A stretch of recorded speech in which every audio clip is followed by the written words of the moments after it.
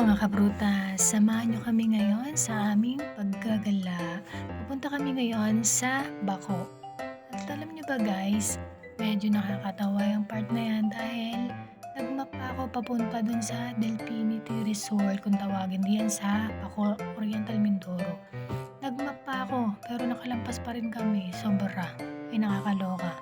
May pamap-map pong nalalaman, lumampas din naman pala, di ba?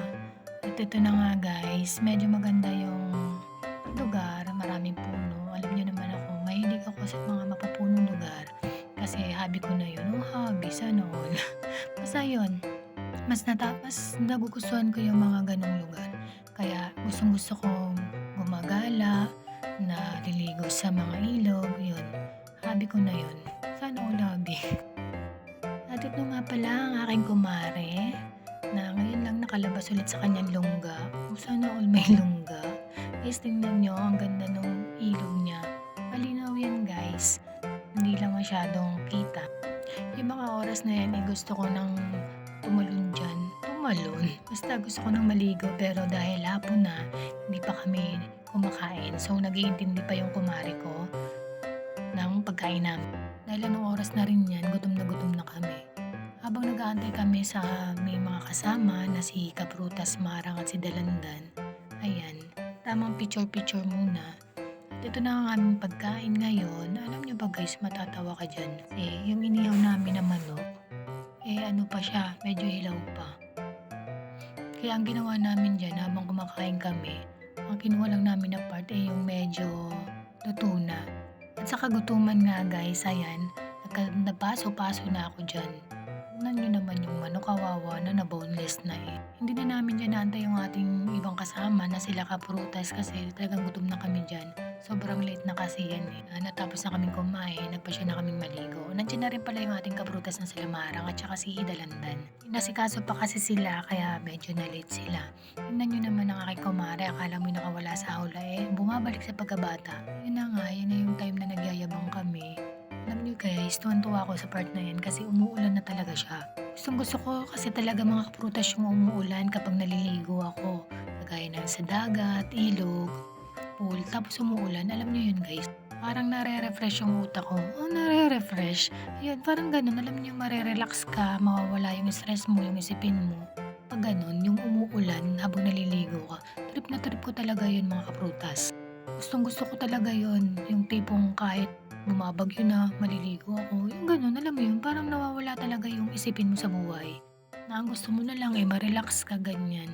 At dahil ngayon nga ulit lang kami nagkasama-sama ng ating mga kaprutas na yan, kagaya ngayon, kokonti lang kami kasi yung iba nating mga kaprutas dyan, talagang mga busy sa buhay kasi may mga pamilya yung iba.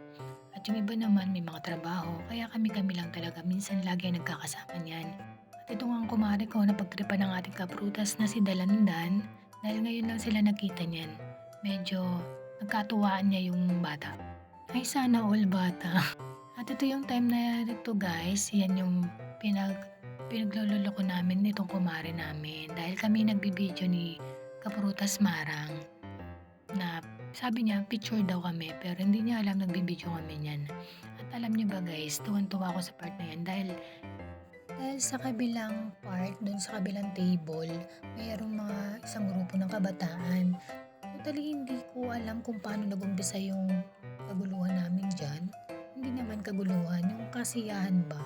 Kasi bigla na lang silang nakijoin sa amin na nagbasaan na lang dyan. Tuwan-tuwa yung mga kabataan dyan. Nakibanding na lang sila sa amin. Tingnan nyo naman ang ating kaprutas na si Marang. Siya totally yung napagkatuwaan ng mga kabataan dyan. Alam mo yung nakakatuwa sa part na yan na hindi mo sila kakilala. Ngayon mo lang sila nakakita pero nakibanding sila sa amin.